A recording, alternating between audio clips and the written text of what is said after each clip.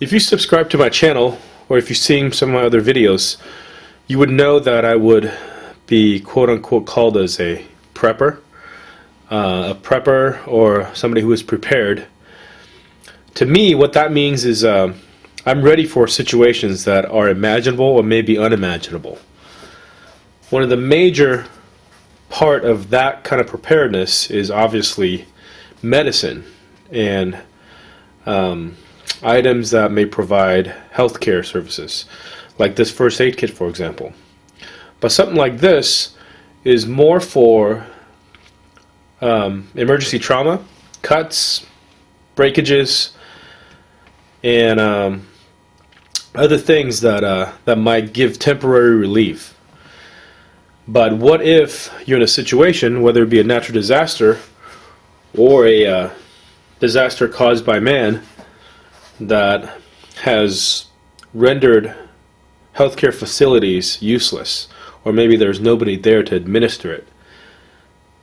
In the United States, where I live, some of the medicine that you might want to have on hand is by prescription only, and rightfully so. You don't want to have some of this stuff just readily available without proper direction from a qualified medical personnel. But in a disaster situation, you can get, let's say, just a simple thing as a cut on your hand, and that could lead to infection, a bacterial infection, and something like that could eventually kill you. In fact, it won't take very long for something like that to poison your body and to get serious enough, and if you don't get treatment immediately, you will die from just a simple thing as a cut.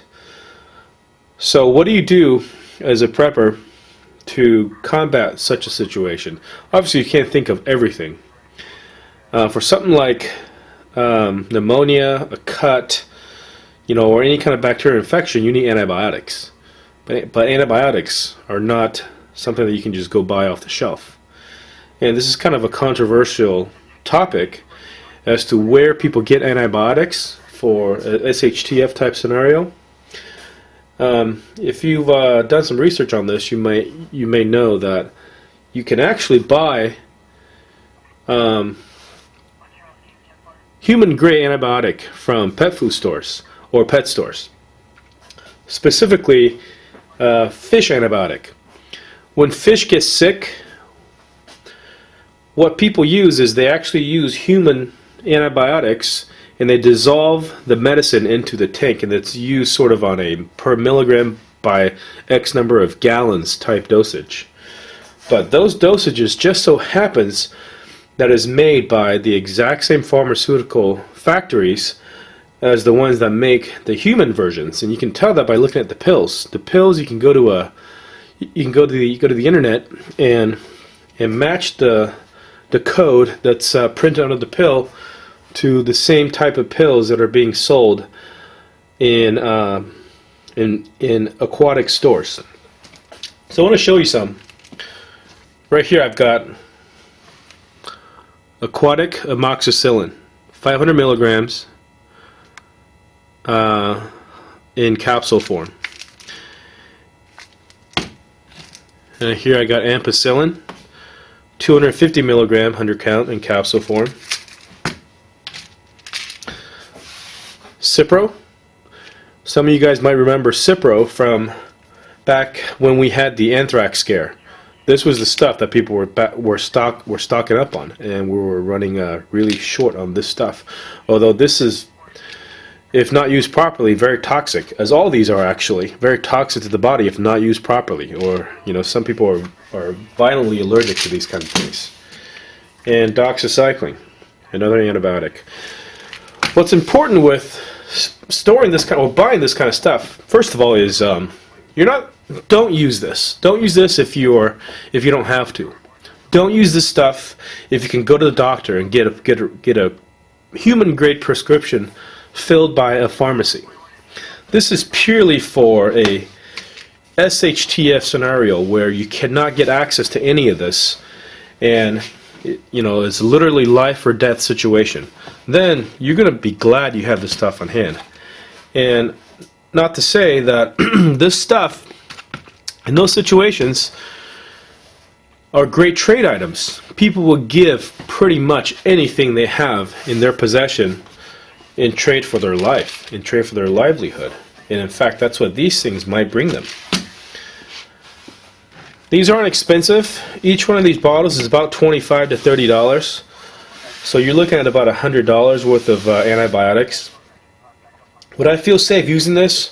Well, I would feel safe if I had some kind of reference manual, or if I had a medical personnel who knew exactly what types of symptoms or what types of illnesses are best suited for each type of antibiotic. There's a lot of different antibiotics, obviously, and they all kind of do different things. And there's different ways that antibiotics combat bacteria. The two most common ways is some antibiotics will actively try to kill the bacteria, and other ones will prevent the bacteria from multiplying, so that eventually it kind of just dies itself out. So if you don't know about how these medicines work, or how your body will react to these medicines, or the side effects, you need to have some kind of medical manual that go along with these antibiotics. And you can actually just download readily available PDFs on the internet. And I'll try to find some links to put in the descriptions for this kind of stuff. You can actually go to, I believe there's pages from the FDA website that will talk about how these are used and what they're for, and so on and so forth. Definitely do your research. Find out what each one of these are for.